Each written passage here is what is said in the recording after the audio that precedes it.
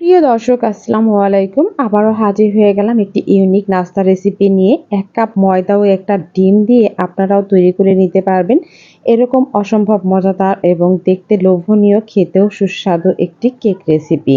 আর এই কেকগুলো কিন্তু তৈরি করা একদমই সহজ। আপনি যদি চুলায় চা বসিয়েও ইচ্ছা করেন যে এই কেকগুলো বানিয়ে নেবেন, তাও পারবেন, এতটা সহজ। অনেক সময় দেখা গেছে মেহমান চলে আসে, ঝটপট এই কেকগুলো তৈরি করে চা দিয়ে পরিবেশন করতে পারেন। চলুন দেখে নেওয়া যাক রেসিপিটা। প্রথমেই একটা মিক্সিং বোল নিয়ে নিলাম আর এর মধ্যে দিয়ে দিচ্ছি একটা ডিম।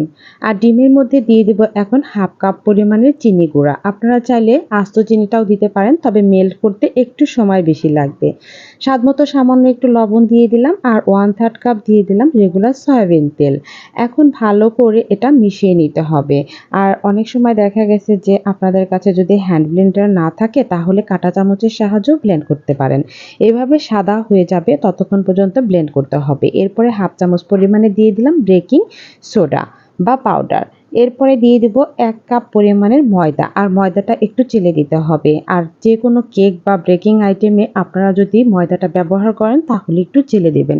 এতে করে খুব স্মুথ একটা ব্যাটার পাওয়া যাবে। এখন হ্যান্ড উইক্সের মাধ্যমে ভালো করে নেড়েচেড়ে মিশিয়ে দিচ্ছি। আর একেবারে ময়দাগুলো দিয়ে দেব না, আমি 3 বারে দিয়ে দেবো এই ময়দাগুলো। তাই অল্প অল্প করে আমি ভালো করে একটু মিশিয়ে নিচ্ছি। ময়দাটা খুব ভালোভাবে চেলে দিলাম যাতে করে কোনো প্রকারের লাম্পস না থাকে। আবারও হ্যান্ড উইক্সের মাধ্যমে খুব আলতোভাবে এটাকে মিশিয়ে নিতে হবে আর সফট একটা ব্যাটার তৈরি করতে হবে।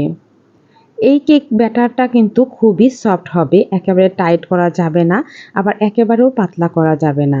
আমি হ্যান্ড উইক্সটা রেখে একটা চামচের সাহায্যে ভালো করে মিশিয়ে নিয়ে এটা রেস্টে রেখে দিলাম 10 মিনিটের জন্য। 10 মিনিট পরে আমি কেকগুলো তৈরি করে নেব।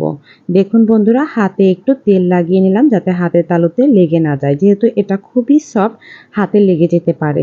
হাতে তেলটা লাগিয়ে নিয়ে এরকম আমি আলতো করে একটা কেকের শেপ দিয়ে দিলাম। আপনারা যে কোনো ধরনের শেপটাই দিতে পারেন, তবে আজকে আমি একটু লম্বা করে দিয়ে দিচ্ছি। আর এগুলো তৈরি করে রাখা যাবে না, ইনস্ট্যান্ট তেলের মধ্যে দিয়ে দিতে হবে। এজন্য চুলায় আমি তেল বসিয়ে দিয়েছিলাম আগে থেকে, আর তেলটা হালকা গরম করে এর মধ্যে ছেড়ে দিতে হবে। আর এই সময় চুলার আঁচটা কিন্তু একেবারে লো হিটে রাখতে হবে।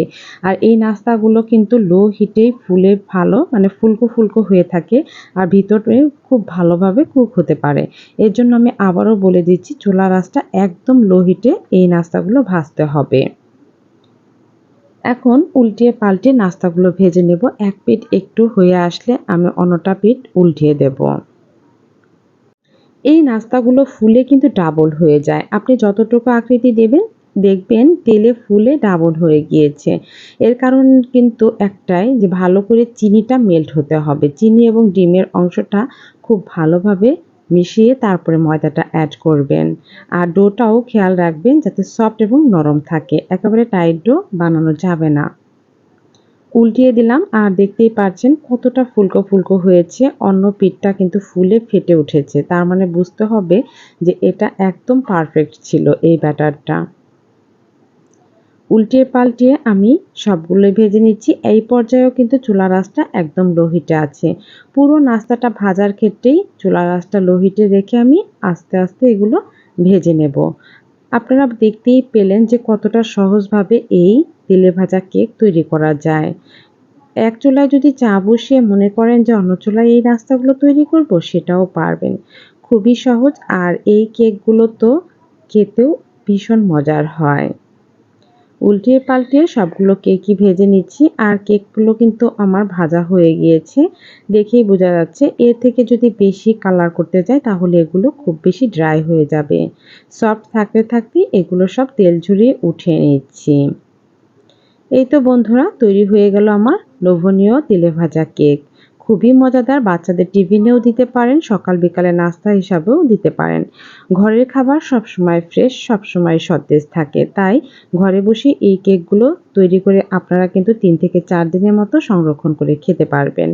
বাচ্চাদের স্বাস্থ্যসম্মত খাবার দিন আর ঘরে বসে তৈরি করে খাবার নিজেরাও খান। রেসিপিটা কেমন লাগলো তা অবশ্যই কমেন্টসে জানিয়ে দেবেন। সবাই ভালো থাকবেন, সুস্থ থাকবেন। আবারও হাজির হয়ে যাব নতুন রেসিপি নিয়ে। আল্লাহ হাফেজ।